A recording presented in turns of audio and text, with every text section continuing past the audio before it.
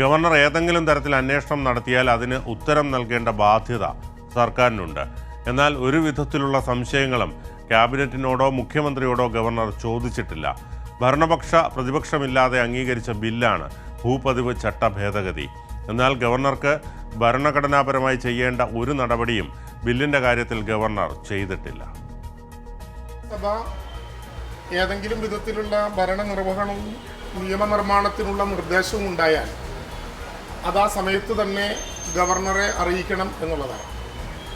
167A പ്രകാരം നിയമനിർമ്മാണത്തിനുള്ള ഏതെങ്കിലും തരത്തിലുള്ള നിർദ്ദേശങ്ങൾ അതാത് സമയം ഗവർണറെ അറിയിക്കുക, എക്സിക്യൂട്ടീവിൻ്റെ ചെയർമാൻ എന്ന നിലയിലുള്ള ഗവർണറെ അറിയിക്കുക എന്ന ഉത്തരവാദിത്തം മുഖ്യമന്ത്രി കൃത്യതയോടുകൂടി നിർവഹിച്ചു പോകുന്നുണ്ട്.